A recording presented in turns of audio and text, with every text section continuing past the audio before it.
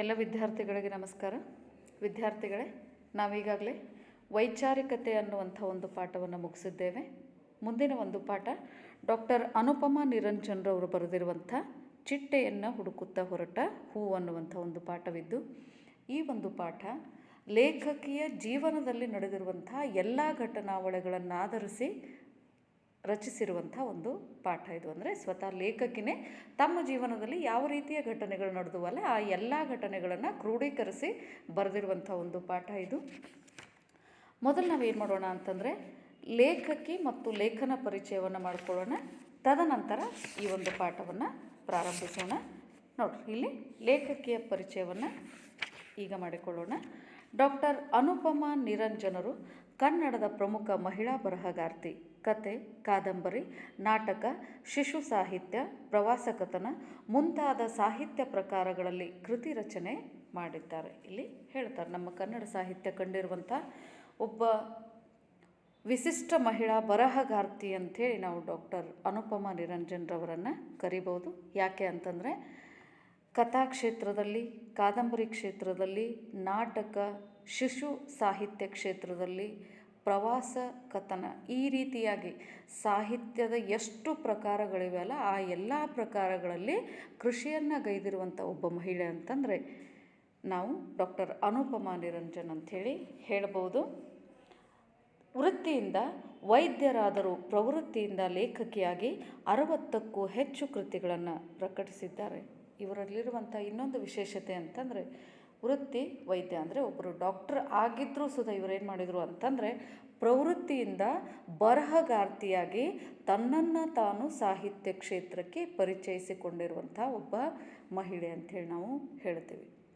ಮಾಡುವಂಥ ಕೆಲಸ ಬೇರೆದಾಗಿತ್ತು, ಅದರೊಟ್ಟಿಗೆ ತಮ್ಮ ಒಂದು ಹವ್ಯಾಸದಿಂದ ಸಾಹಿತ್ಯ ಕ್ಷೇತ್ರದಲ್ಲಿ ಇವರು ಧುಮುಕಿದ್ರು ಅನ್ನುವಂಥ ಒಂದು ಮಾತನ್ನು ಹೇಳ್ತೀವಿ. ಅಷ್ಟೇ ಅಲ್ಲದೆ ಸುಮಾರು 60ಕ್ಕೂ ಹೆಚ್ಚು ಕೃತಿಗಳನ್ನು ಇವರು ಇಲ್ಲಿಯ ತನಕ ಪ್ರಕಟ ಮಾಡಿದ್ದಾರೆ ಅನ್ನುವಂಥ ಒಂದು ಮಾತನ್ನು ಹೇಳ್ತಾರೆ. ಅವರು ಪ್ರಕಟಣೆ ಮಾಡಿರುವಂಥ ಕೆಲವೊಂದಿಷ್ಟು ಕೃತಿಗಳನ್ನು ಇಲ್ಲಿ ನಿಮ್ಮ ಅಧ್ಯಯನಕ್ಕಾಗಿ ಕೊಟ್ಟಿದ್ದಾರೆ.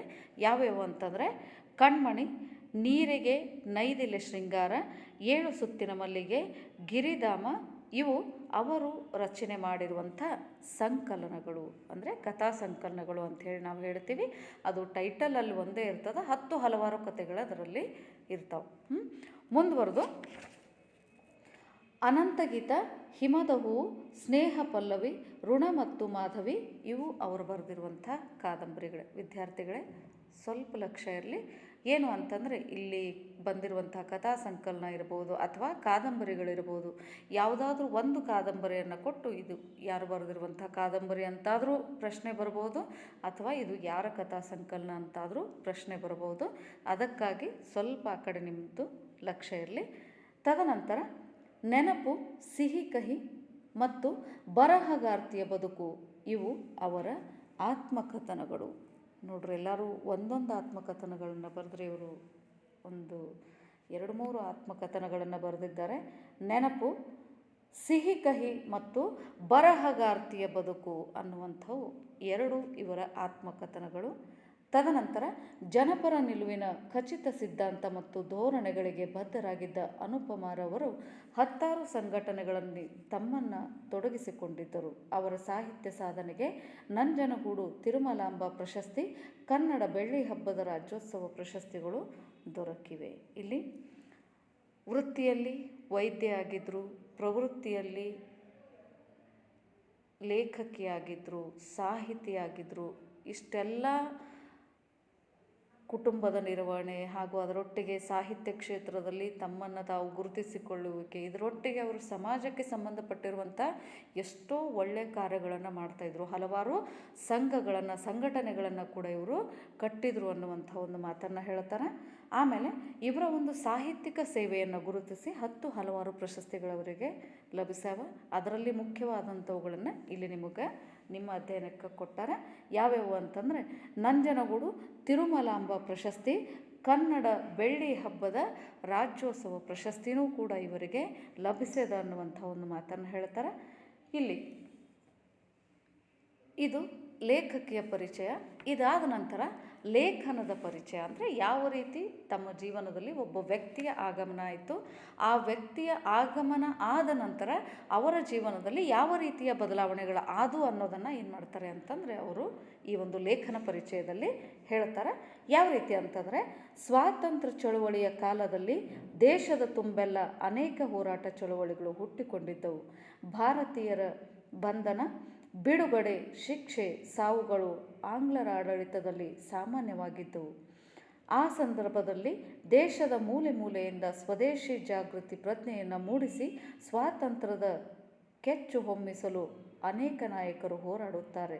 ಪತ್ರಕರ್ತ ಹೋರಾಟಗಾರರಾದ ನಿರಂಜನರು ತಮ್ಮ ಹರಿತ ಲೇಖನಿ ಮತ್ತು ಭಾಷಣಗಳ ಮೂಲಕ ಜನಜಾಗೃತಿಯನ್ನುಂಟು ಮಾಡುತ್ತಿರುತ್ತಾರೆ. ಆ ವೇಳೆಗಾಗಲೇ ಪ್ರಗತಿಶೀಲ ಬರಹಗಾರರೆಂಬ ಖ್ಯಾತಿ ಅವರದ್ದಾಗಿರುತ್ತದೆ. ಇಲ್ಲಿ ಯಾವಾಗ ಸ್ವಾತಂತ್ರ್ಯ ಚಳುವಳಿ ಅಂಥೇಳಿ ನಡೀತಾ ಇತ್ತಲ್ಲ, ಅಂಥ ಒಂದು ಸಂದರ್ಭದಲ್ಲಿ ನಮ್ಮ ಇಡೀ ದೇಶದಾದ್ಯಂತ ಎಷ್ಟೋ ಹೋರಾಟಗಳು, ಎಷ್ಟೋ ಚಳುವಳಿಗಳು ಹುಟ್ಕೊಂಡಿದ್ದು. ಯಾಕೆ ಅಂತಂದರೆ, ಬ್ರಿಟಿಷರು ಅತ್ಯಂತ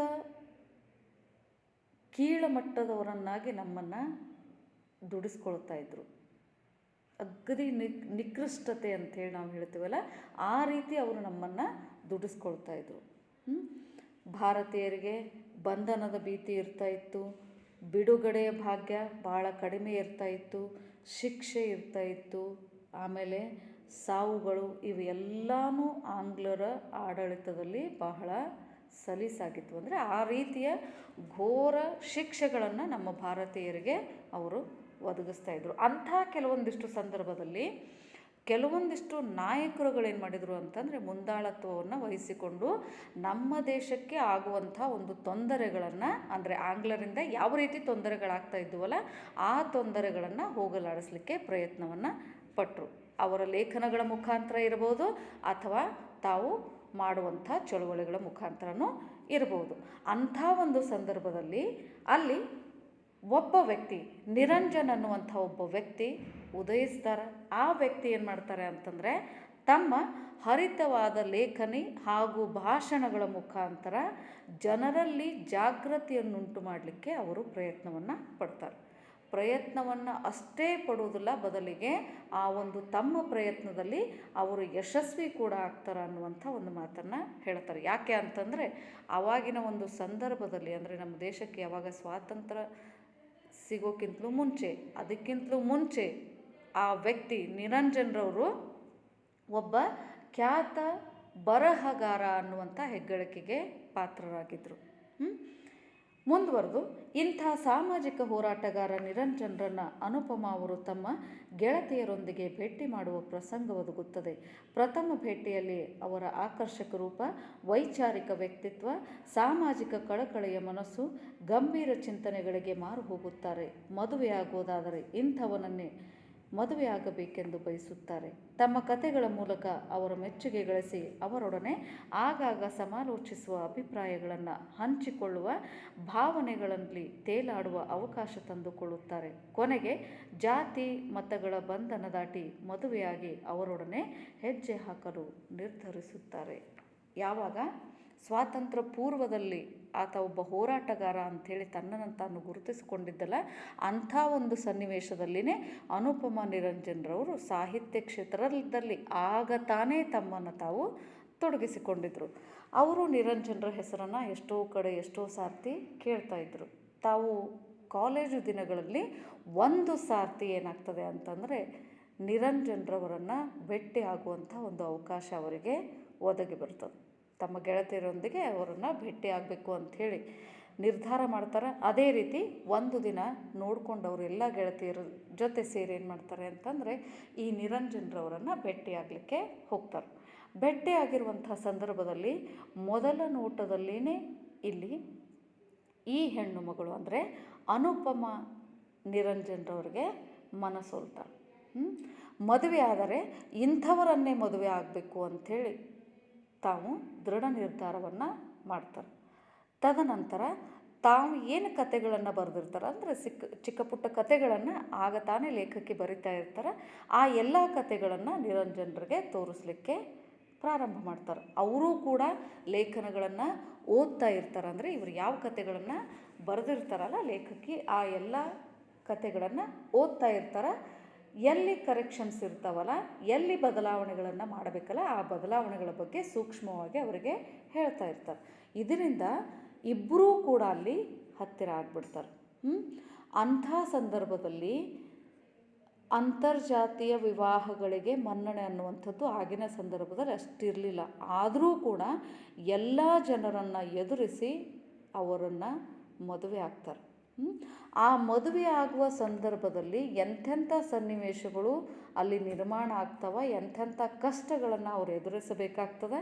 ಆಮೇಲೆ ಯಾವ ರೀತಿ ಮೊಟ್ಟ ಮೊದಲನೇ ಬಾರಿಗೆ ಅವರಿಬ್ಬರ ಪರಿಚಯ ಆಯಿತು ಅನ್ನೋದನ್ನು ಏನು ಮಾಡ್ತಾರೆ ಅಂತಂದರೆ ಲೇಖಕಿ ಇಲ್ಲಿ ಹೇಳ್ತಾರೆ. ಜಾತಿ ವ್ಯವಸ್ಥೆಯ ಗಡಿ ಮೀರಿ ಪ್ರಾಮಾಣಿಕತೆಯನ್ನು ಮೆಚ್ಚಿ ಮನುಷ್ಯತ್ವವನ್ನು ಅರಿಸುವ ಅಂಥ ಮನುಷ್ಯನನ್ನು ಸಂಗಾತಿಯನ್ನಾಗಿ ಪಡೆಯುವ ಹಂಬಲದ ನಾಯಕಿಯ ಬದುಕಿನ ಸಂದರ್ಭ ಸನ್ನಿವೇಶಗಳು ಇಲ್ಲಿ ಕುತೂಹಲಕಾರಿಯಾಗಿವೆ. ಸರಳ ಸಂಭಾಷಣಾ ದಾಟಿ ನೇರ ನಿರೂಪಣಾ ಶೈಲಿ, ಆಡಂಬರವಿಲ್ಲದ ಆಡುಭಾಷಾ ಸೊಗಡು ಲೇಖನದುದ್ದಕ್ಕೂ ಗಮನ ಸೆಳೆಯುವಂತಾಗಿದೆ. ಪ್ರಸ್ತುತ ಭಾಗವನ್ನು ಅವರ ನೆನಪು ಸಿಹಿ ಕಹಿ ಆತ್ಮಕಥನದಿಂದ ಆಯ್ದುಕೊಳ್ಳಲಾಗಿದೆ. ಇಲ್ಲಿ ಯಾವ ರೀತಿ ಆ ವ್ಯಕ್ತಿಯಲ್ಲಿರುವಂಥ ಒಂದು ಪ್ರಾಮಾಣಿಕತೆಯನ್ನು ಮೆಚ್ಚಿ ತನ್ನ ಜಾತಿಯನ್ನು ಮೀರಿ ಆತನನ್ನು ಪಡೆಯುವಲ್ಲಿ ಯಶಸ್ವಿ ಆಗ್ತಾಳೆ. ಆಮೇಲೆ ಆ ಒಂದು ಯಶಸ್ವಿ ಆಗುವಂಥ ಒಂದು ಹಂತದಲ್ಲಿ ಎಂಥೆಂಥ ಸಂದರ್ಭ ಸನ್ನಿವೇಶಗಳು ನಿರ್ಮಾಣ ಆಗ್ತವೆ ಅನ್ನುವಂಥ ಎಲ್ಲ ಘಟನೆಗಳನ್ನು ಲೇಖಕಿ ಇಲ್ಲಿ ನಿಮ್ಮ ಮುಂದೆ ಹೇಳ್ತಾಳೆ. ಆಮೇಲೆ ಇಲ್ಲಿ ಬಂದಿರುವಂಥ ಪ್ರತಿಯೊಂದು ವಾಕ್ಯಗಳು ಕೂಡ ಅತ್ಯಂತ ಸರಳ ಶೈಲಿಯಲ್ಲಿನೇ ಅವ. ಅಂದರೆ ಅಲ್ಲಿ ಉಪಯೋಗ ಮಾಡಿರುವಂಥ ಎಲ್ಲ ಪದಗಳು ಬಹಳ ಸರಳ ಭಾಷಾ ಪದಗಳೇ ಆಗಿವೆ. ಆದ್ದರಿಂದ ಅಲ್ಲಿ ಬಂದಿರುವಂಥ ಅಥವಾ ಅವರಲ್ಲಿ ನಡೆದಿರುವಂಥ ಎಲ್ಲ ಘಟನೆಗಳನ್ನು ನಾವು ಆ ಕ್ಷಣವೇ ತಿಳ್ಕೊಳ್ತೀವಿ. ಒಂದು ಕಥೆಯ ರೂಪದಲ್ಲಿ ಇದು ಸಾಗೋದರಿಂದ ಎಲ್ಲ ವಿದ್ಯಾರ್ಥಿಗಳು ಇದನ್ನು ಬಹುಬೇಗನೆ ಅರ್ಥೈಸಿಕೊಳ್ತೀರಿ. ಪ್ರಸ್ತುತ ಒಂದು ಭಾಗವನ್ನು ಅವರು ಬರೆದಿರುವಂಥ ನೆನಪು ಸಿಹಿ ಕಹಿ ಅನ್ನುವಂಥ ಒಂದು ಆತ್ಮ ಕಥನದಿಂದ ಇದನ್ನು ಆಯ್ಕೆ ಮಾಡಿಕೊಳ್ಳಲಾಗಿದೆ ಅನ್ನುವಂಥ ಒಂದು ಮಾತನ್ನು ಹೇಳ್ತಾರೆ. ಇದಿಷ್ಟು ಲೇಖಕಿ ಹಾಗೂ ಲೇಖನದ ಪರಿಚಯ. ಮುಂದುವರೆದು ನಾವೇನು ಮಾಡೋಣ ಅಂತಂದರೆ ಇಲ್ಲಿ ಚಿಟ್ಟೆಯನ್ನು ಹುಡುಕುತ್ತಾ ಹೊರಟ ಹೂವು ಅನ್ನುವಂಥ ಒಂದು ಪಾಠವನ್ನು ನೋಡೋಣ. ನಾನು ಈಗಾಗಲೇ ಹೇಳೀನಿ, ಕಥೆಯ ರೂಪದಲ್ಲಿ ಇದು ಸಾಕ್ತದೆ. ಆಮೇಲೆ ಬಂದಿರುವಂಥ ಭಾಷಾ ಬಳಕೆಯು ಕೂಡ ಅತ್ಯಂತ ಸರಳವಾಗಿರುವುದರಿಂದ ನೀವೆಲ್ಲರೂ ಬಹುಬೇಗನೆ ಇದನ್ನು ಅರ್ಥೈಸಿಕೊಳ್ತೀರಿ. ಇಲ್ಲಿ ಯಾವಾಗ ಮೊಟ್ಟ ಮೊದಲನೆಯ ಬಾರಿಗೆ ಅನುಪಮಾರವರು ನಿರಂಜನರನ್ನು ನೋಡ್ತಾರೆ, ಮೊದಲಿಗೆ ಅವರನ್ನು ಯಾವ ಹೆಸರಿನಿಂದ ಕರಿತಾ ಇದ್ರು, ಈ ಎಲ್ಲ ಘಟನೆಗಳನ್ನು ಅವರು ಹೇಳ್ತಾ ಹೋಗ್ತಾರೆ. ಯಾವ ರೀತಿ ಪಾಠ ಪ್ರಾರಂಭ ಆಗ್ತದೆ ಅಂತಂದರೆ 1950 ನವೆಂಬರ್ ತಿಂಗಳು, ಮಳೆಗಾಲ ಅದೇ ತಾನೇ ಮುಗಿದು ಚಳಿಗಾಲ ಮೆಲ್ಲ ಮೆಲ್ಲನೆ ಕಾಲಿರಿಸುತ್ತಿತ್ತು. ಕಾಲೇಜಿನಲ್ಲಿ ಫಸ್ಟ್ ಟರ್ಮ್ ಪರೀಕ್ಷೆ ಮುಗಿದು ನಾವೆಲ್ಲ ಹಾಯಾಗಿ ಕಾಲ ಕಳೆಯುತ್ತಿದ್ದೆವು. ಇನ್ನೂ ಡಿಸೆಂಬರ್ವರೆಗೂ ಬೇಕಾದಷ್ಟು ಕತೆ ಪುಸ್ತಕಗಳನ್ನು ಓದ್ಬೋದು ಎಂದೆ ನಾನು. ನೋಡ್ರಿ, 1950 ನವೆಂಬರ್ ತಿಂಗಳು ಆಗ್ತಾನೆ ಏನಾಗಿರ್ತದೆ ಅಂತಂದರೆ ಮಳೆಗಾಲ ಮುಗಿದು ಚಳಿಗಾಲ ಪ್ರಾರಂಭ ಆಗಿರ್ತದೆ. ಆಮೇಲೆ ಕಾಲೇಜ್ನೊಳಗೆ ಲೇಖಕಿ ಇರ್ತಾರೆ. ಆದ್ದರಿಂದ ಅವರು ಫಸ್ಟ್ ಟರ್ಮ್ ಪರೀಕ್ಷೆಗಳು ಎಲ್ಲ ಮುಗಿದಿರ್ತಾವೆ. ಮುಗಿದು ಎಲ್ಲ ಗೆಳತಿಯರು ಇನ್ನೇನು ನಾವು ನಮ್ಮದು ಮತ್ತೆ ಸೆಕೆಂಡ್ ಟರ್ಮ್ ಚಾಲು ಆಗೋ ತನಕ ನಾವೆಲ್ಲರೂ ಹಾಯಾಗಿರ್ಬೋದು ಅಂಥೇಳಿ ಅಂದ್ಕೊಳ್ತಿರ್ತಾರೆ. ಲೇಖಕಿಗೆ ಒಂದು ಹವ್ಯಾಸ ಇರ್ತದೆ. ಏನು ಅಂತಂದರೆ ಕಾದಂಬರಿಗಳನ್ನು ಅವರು ಓದ್ತಾ ಇರ್ತಾರೆ. ಆ ಒಂದು ಹ್ಯಾಬಿಟ್, ಆ ಒಂದು ಹವ್ಯಾಸವನ್ನು ಅವರು ಮೊದಲಿನಿಂದಾನೇ ಬೆಳೆಸ್ಕೊಂಡಿರ್ತಾರೆ. ಆ ಕಾರಣಕ್ಕಾಗಿ ಲೇಖಕಿ ಇದ್ದವರು ಹೇಳ್ತಾರೆ ಏನು ಅಂತಂದರೆ, ಇನ್ನೂ ಡಿಸೆಂಬರ್ ತನಕ ನಮಗೆ ಟೈಮ್ ಅದ, ಅಲ್ಲಿ ತನಕ ನಾನು ಬೇಕಾದಷ್ಟು ಕಾದಂಬರಿಗಳನ್ನು ಓದಬಹುದು ಅಂಥೇಳಿ ಲೇಖಕಿ ಇದ್ದವರು ತಮ್ಮ ಇನ್ನೊಬ್ಬ ಗೆಳತಿಗೆ ಹೇಳ್ತಾರೆ. ಹೌದು, ಜನವರಿಯಿಂದ ದೊಡ್ಡ ಪರೀಕ್ಷೆಗೆ ಓದೋಕ್ಕೆ ಶುರು ಮಾಡಬೇಕು, ಆಗ ಕತೆ ಪುಸ್ತಕವೆಲ್ಲ ಮೂಲೆಗೆ ಹೋಗುತ್ತೆ ಎಂದಳು ಇಂದಿರಾ ಮಾತು ಸೇರಿಸಿದಳು. ನೋಡಿ, ಇಲ್ಲಿ ಲೇಖಕಿ ಅನುಪಮರವ್ರು ಏನು ಮಾಡ್ತಾರೆ ಅಂತಂದರೆ ತಮ್ಮ ಗೆಳತಿ ಇಂದಿರಾ ಅನ್ನುವಂಥ ಒಬ್ಬ ಗೆಳತಿ ಇರ್ತಾಳೆ, ಆಕೆ ಹೇಳ್ತಾಳೆ ಏನು ಅಂತಂದರೆ, ಡಿಸೆಂಬರ್ ತನಕ ನಮಗೆ ಹೆಂಗಿದ್ರು ಟೈಮ್ ಅದ, ಡಿಸೆಂಬರ್ ತನಕ ನಾವೇನು ಮಾಡ್ಬೋದು, ಬೇಕಾದಷ್ಟು ಕಾದಂಬರಿಗಳನ್ನು ಓದಬಹುದು ಅಂಥೇಳಿ ಹೇಳಿದಾಗ ಇಂದಿರಾ ಇದ್ದವಳು ಹೇಳ್ತಾಳೆ, ಹೌದು ಡಿಸೆಂಬರ್ ತನಕ ಅಷ್ಟೇ ನಾವು ಬೇರೆ ಕಥೆಗಳನ್ನು ಓದ್ಬೋದು. ಯಾಕೆ ಅಂತಂದರೆ ಜನವರಿ ಪ್ರಾರಂಭ ಆಯಿತು ಅಂತಂದರೆ ಅಲ್ಲಿಂದ ನಾವೇನು ಮಾಡಬೇಕು, ಆ್ಯನ್ಯುವಲ್ ಎಕ್ಸಾಮ್ ಏನಿರ್ತದಲ್ಲ ಅದರ ತಯಾರಿಗೆ ಬೇಕಾಗಿರುವಂಥ ಪುಸ್ತಕಗಳನ್ನು ಓದ್ಬೋದು. ಡಿಸೆಂಬರ್ ತನಕ ಮಾತ್ರ ನಾವು ಕಾದಂಬರಿಗಳನ್ನು ಓದೋಣ ಅಂಥೇಳಿ ಇಂದಿರಾನೂ ಕೂಡ ಗೆಳತಿಯ ಮಾತಿಗೆ ತನ್ನ ಮಾತನ್ನು ಅಲ್ಲಿ ಸೇರಿಸ್ತಾಳೆ. ಈ ಸಮಯದಲ್ಲಿ ಸರೋಜಾ ನನ್ನ ಬಳಿ ಬಂದು, ಈಗ ಹೇಗೋ ಬಿಡುವಾಗಿದ್ದೀವಿ, ಕ್ರಾಂತಿಕಾರಿ ಲೇಖಕರೊಬ್ಬರನ್ನು ನಾವು ಭೇಟಿಯಾಗಬೇಕು, ಅವರು ಮಾತಾಡೋದನ್ನು ಕೇಳಿದರೆ ನಮಗೆ ತುಂಬ ಲಾಭ ಆಗುತ್ತೆ. ಅಷ್ಟರಲ್ಲಿ ಯಾಕಂದರೆ ಇಲ್ಲಿ ಕಾಲೇಜ್ ಇರೋದ್ರಿಂದ ಅಲ್ಲಿ ಒಂದು 4-5 ಜನ ಗೆಳತಿಯರು ಸೇರಿಕೊಂಡಿರ್ತಾರೆ. ಆಮೇಲೆ ಈ ಇಂದಿರಾ ಮತ್ತು ಲೇಖಕಿಯವರು ಇರ್ತಾರಲ್ಲಿ, ಅವರೊಟ್ಟಿಗೆ ಇನ್ನೊಬ್ಬಕ್ಕೆ ಗೆಳತಿ ಬರ್ತಾಳೆ, ಸರೋಜಾ ಅನ್ನುವಂಥಕ್ಕೆ. ಆ ಸರೋಜಾ ಅನ್ನುವಂಥ ಹೆಣ್ಮಗಳು ಬಂದು ಲೇಖಕಿಗೆ ಹೇಳ್ತಾರೆ, ಏನು ಅಂತಂದರೆ, ಈಗ ಹೆಂಗೂ ನಾವು ಫ್ರೀ ಆಗಿದ್ದೀವಿ, ಈಗೇನು ಕ್ಲಾಸು ನಡೆಯಂಗಿಲ್ಲ, ಕಾಲೇಜು ಇಲ್ಲ, ಅದಕ್ಕೆ ನಮ್ಮಲ್ಲಿ ಅಂದರೆ ನಮ್ಮ ಊರಿಗೆ ಒಬ್ಬರು ಕ್ರಾಂತಿಕಾರಿ ಲೇಖಕರು ಬಂದಾರ, ನಾವು ಅವರನ್ನು ಭೇಟಿಯಾಗಿ ಅವ್ರು ಮಾತಾಡೋದನ್ನು ನಾವು ಕೇಳಿದೀವಿ ಅಂತಂದ್ರೆ ನಮಗೊಂದು ಸ್ವಲ್ಪ ಉಪಯೋಗ ಆಗ್ತದೆ ಅಂಥೇಳಿ ಆಕೆ ತನ್ನ ಮನಸ್ಸಿನ ಮಾತನ್ನು ಹೇಳಿಬಿಡ್ತಾಳೆ. ಹೇಳಿದಾಗ ಅವ್ರ ಹೆಸರೇನು ಅಂಥೇಳಿ ಅಲ್ಲಿರುವಂಥ ಲೇಖಕಿ ಕೇಳ್ತಾಳೆ. ಕುಳುಕುಂದು ಶಿವರಾವ್ ಅಂತ. ಆದರೆ ಒಂದು ವಿಷಯ, ಅವರನ್ನು ಭೇಟಿಯಾದ ಸುದ್ದಿಯನ್ನು ನೀವು ಯಾರಿಗೂ ತಿಳಿಸಬಾರ್ದು. ಇಲ್ಲಿ ಸರೋಜಾ ಇದ್ದಕ್ಕೆ ಹೇಳ್ತಾಳೆ, ಅವ್ರ ಹೆಸರು ಕುಳುಕುಂದ್ ಶಿವರಾವ್. ವಿದ್ಯಾರ್ಥಿಗಳೇ ನೆನ್ಪಿಟ್ಕೊಳ್ರಿ, ನಿರಂಜನರ ಮೊದಲನೇ ಹೆಸರು ಕುಳುಕುಂದ್ ಶಿವರಾವ್ ಅಂಥೇಳಿ ಇರ್ತದೆ. ಸರೋಜಾ ಇದ್ದಕ್ಕೆ ಹೇಳ್ತಾಳೆ, ಅವ್ರ ಹೆಸರು ನಾವೇನಂದ್ರೆ ಯಾವ ವ್ಯಕ್ತಿಯನ್ನು ನಾವು ಭೇಟಿ ಆಗ್ಲಿಕ್ಕೆ ಹೊಂಟಿವಲ್ಲ ಆ ವ್ಯಕ್ತಿಯ ಹೆಸರು ಕುಳುಕುಂದ್ ಶಿವರಾವ್ ಅಂಥೇಳಿ. ಆದರೆ ಒಂದು ವಿಷಯ, ನಾವೇನು ಅವರನ್ನು ಭೇಟಿ ಆಗ್ಲಿಕ್ಕೆ ಹೊಂಟಿವಲ್ಲ ಈ ವಿಷಯವನ್ನು ಮಾತ್ರ ನಾವು ಯಾರಿಗೂ ಹೇಳಬಾರ್ದು ಅಂಥೇಳಿ ಸರೋಜಾ ಇದ್ದಕ್ಕೆ ಹೇಳ್ತಾಳೆ. ಆ ಮಾತನ್ನು ಕೇಳಿ ಎಲ್ರಿಗೂ ಆಶ್ಚರ್ಯ ಆಗ್ತದೆ. ಎಲ್ಲರೂ ಕೇಳ್ತಾರೆ, ಯಾಕೆ ನಾವು ಆ ವ್ಯಕ್ತಿಯನ್ನು ಭೇಟಿ ಆಗಿರುವಂಥ ಒಂದು ಸನ್ನಿವೇಶವನ್ನು ಯಾರಿಗೂ ಹೇಳಬಾರ್ದು ಅಂಥೇಳಿ ಕೇಳಿದಾಗ ಸರೋಜಾ ಇದ್ದಕ್ಕೆ ಹೇಳ್ತಾಳೆ, ಅವರು ಭೂಗತರಾಗಿದ್ದಾರೆ. ಅದಕ್ಕೆ ಭೂಗತರು ಅಂತಂದರೆ ಯಾರಿಗೂ ಗೊತ್ತಿರಲಾರ್ದಂತೆ ತಲೆಮರೆಸಿಕೊಂಡು ಅಡ್ಡಾಡುವಂಥ ವ್ಯಕ್ತಿ. ಭೂಗತರು ಅಂತಂದರೆ ಯಾರಿಗೂ ಗೊತ್ತಿರಲಾರ್ದಂಗೆ ತಲೆ ಮರೆಸ್ಕೊಂಡು ಅಡ್ಡಾಡ್ತಿರ್ತಾರಲ್ಲ ಅಂಥವ್ರನ್ನು ನಾವು ಭೂಗತರು ಅಂಥೇಳಿ ಕರಿತೀವಿ. ಇಲ್ಲಿ ಸರೋಜಾ ಇದ್ದಕ್ಕೆ ಹೇಳ್ತಾಳೆ, ಯಾಕೆ ಅಂತಂದರೆ ಅವರು ಭೂಗತರಾಗ್ಯಾರ, ಅದಕ್ಕೆ ನಾವು ಅವ್ರಿಗೆ ಬೆಟ್ಟಾಗಿರುವಂಥ ವಿಚಾರವನ್ನು ಯಾರಿಗೂ ಹೇಳಬಾರದು ಅಂಥೇಳಿ ಆಕೆ ಹೇಳ್ತಾಳೆ. ಸರ್ಕಾರದ ಕೈಗೆ ಸಿಗದೆ ಭೂಗತರಾಗಿರುವ ವ್ಯಕ್ತಿಯ ಬಗ್ಗೆ ನಮಗೆ ಕುತೂಹಲ, ಅಚ್ಚರಿ, ಗೌರವ ಎಲ್ಲವೂ ಏಕಕಾಲದಲ್ಲಿ ಮೂಡಿದವು. ಯಾವಾಗ ಸರೋಜಾ ಇದ್ದಕ್ಕೆ ಹೇಳ್ತಾಳಲ್ಲ ಅವರು ಭೂಗತರಾಗ್ಯಾರಂದಾಗ ಆಗ ಎಲ್ಲ ಗೆಳತಿಯರಿಗೂ ಆ ವ್ಯಕ್ತಿಯ ಬಗ್ಗೆ ಗೌರವ ಜಾಸ್ತಿ ಆಗಿಬಿಡ್ತದೆ. ಸರ್ಕಾರದ ಕೈಗೆ ಸಿಗಲಾರದೆ ಅವರು ತಪ್ಪಿಸ್ಕೊಂಡು ಓಡಾಡ್ತಾ ಇರ್ತಾರೆ. ಅಂಥ ಒಬ್ಬ ವ್ಯಕ್ತಿಯನ್ನು ನಾವು ಭೇಟಿಯಾಗ್ಲಿಕ್ಕೆ ಹೋಗ್ಬೇಕಲ್ಲ ಅಂಥೇಳಿ ಒಂದು ಕಡೆ ಕುತೂಹಲನೂ ಉಂಟಾಗ್ತದೆ, ಆಶ್ಚರ್ಯನೂ ಆಗ್ತದೆ. ಕುತೂಹಲ ಅಂತಂದರೆ ಆ ವ್ಯಕ್ತಿ ಹೆಂಗಿರಬೇಕು ಅನ್ನುವಂಥ ಕುತೂಹಲ, ಆಶ್ಚರ್ಯ ಯಾಕೆ ಅವರು ಭೂಗತರಾದರು ಅನ್ನುವಂಥ ಒಂದು ಆಶ್ಚರ್ಯ, ಗೌರವ ಏನೋ ಒಂದು ವಿಷಯ ಇರಬಹುದಲ್ಲ ಅದಕ್ಕಾಗಿ ಇಂಥ ಒಬ್ಬ ಒಳ್ಳೆಯ ವ್ಯಕ್ತಿ ಭೂಗತರಾಗ್ಯಾನ ಅನ್ನುವಂಥ ಒಂದು ಗೌರವ ಎಲ್ಲನೂ ಒಟ್ಟಿಗೆ ಆ ಹೆಣ್ಣು ಮಕ್ಕಳನ್ನು ಕಾಡಲಿಕ್ಕೆ ಪ್ರಾರಂಭ ಆಗ್ತದೆ. ಆಮೇಲೆ ಮುಂದುವರೆದು, ಸುಮ್ಮನೆ ಇಂಥವರನ್ನೆಲ್ಲ ಭೇಟಿಯಾಗೋದು ಬೇಡಮ್ಮ, ನಾವೇನಾದರೂ ತೊಂದರೆಗೆ ಸಿಕ್ಕಿ ಹಾಕ್ಕೊಂಡ್ರೆ ಕಷ್ಟ ಎಂದಳು ಇಂದಿರಾ. ಇಲ್ಲಿ ಇಂದಿರಾ ಸ್ವಲ್ಪ ಹೆದರ್ತಾಳೆ. ಮೊದಲು ಅವ್ರಿಗೆ ಕುತೂಹಲನೂ ಆಗ್ತದೆ, ಆಶ್ಚರ್ಯನೂ ಆಗ್ತದೆ, ಗೌರವನೂ ಉಂಟಾಗ್ತದೆ. ಆದರೆ ಅಲ್ಲಿ ಸ್ವಲ್ಪ ಇಂದಿರಾ ಇದ್ದಕ್ಕೆ ಹೆದರ್ತಾಳೆ. ಆಕೆ ಹೇಳ್ತಾಳೆ, ಸುಮ್ಮನೆ ನಾವು ಇಂಥವ್ರನ್ನೆಲ್ಲ ಭೇಟಿ ಆಗೋದು ಬೇಡ. ಯಾಕೆ ಅಂತಂದರೆ ಅವರು ಭೂಗತರಾಗ್ಯಾರ ಅಂತಂದಮೇಲೆ ಅಂಥ ವ್ಯಕ್ತಿಯನ್ನು ನಾವು ಭೇಟಿ ಆದೀವಿ ಅಂತಂದರೆ ನಮಗೆ ಸುಮ್ಮನೆ ತೊಂದರೆ ಆಗೋದು ಬೇಡ ಅಂಥೇಳಿ ಆಕೆ ಹೇಳ್ತಾಳೆ. ಜೀವನದಲ್ಲಿ ಬಿದ್ದ ಹೊಡೆತಗಳಿಂದ ಅವಳು ತುಂಬ ಅಧೀರೆಯಾಗಿದ್ದಳು, ಆದರೆ ದಿಟ್ಟ ಸ್ವಭಾವದ ಸ್ವರ್ಣ. ಯಾಕೆ ಅಂತಂದರೆ ಇಂದಿರಾ ಹಲವಾರು ಕಷ್ಟದ ಪರಿಸ್ಥಿತಿಗಳನ್ನು ಆಕೆ ಎದುರಿಸಿರ್ತಾಳೆ. ಆ ಕಾರಣಕ್ಕಾಗಿ ಆಕೆಗೆ ಸ್ವಲ್ಪ ಅವರನ್ನು ಭೇಟಿ ಆಗೋದು ಇಷ್ಟ ಇರೋಂಗಿಲ್ಲ. ಆದರೆ ಅಲ್ಲಿ ಇನ್ನೊಬ್ಬಕ್ಕೆ ಗೆಳತಿ ಇರ್ತಾಳೆ, ಸ್ವಲ್ಪ ದಿಟ್ಟ ಸ್ವಭಾವದ ಗೆಳತಿ ಸ್ವರ್ಣ ಅನ್ನುವಂಥದ್ದು ಹೆಸರು. ವಿದ್ಯಾರ್ಥಿಗಳೇ ನೆನಪಿಟ್ಕೊಳ್ರಿ, ಇಲ್ಲಿ ತನಕ ಅನುಪಮ, ನಿರಂಜನ್, ಸರೋಜ, ಇಂದಿರಾ, ಸ್ವರ್ಣ 4 ಪಾತ್ರಧಾರಿಗಳು ಈಗ ಇಲ್ಲಿಯವರೆಗೆ ಬಂದವ.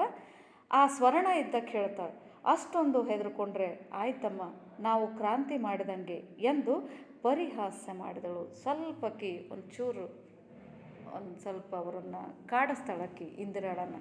ನಾವು ಈ ಪರಿ ಹೆದರ್ಕೊಂಡಿವಿ ಅಂತಂದರೆ ನಾವು ಕ್ರಾಂತಿ ಮಾಡ್ದಂಗೆ ಆಯ್ತು ಅಂಥೇಳಿ ಸ್ವಲ್ಪ ಅಲ್ಲಿ ಗೆಳತಿಗೆ ಟಾಂಟಿಂಗನ್ನು ಮಾಡ್ತಾಳೆ.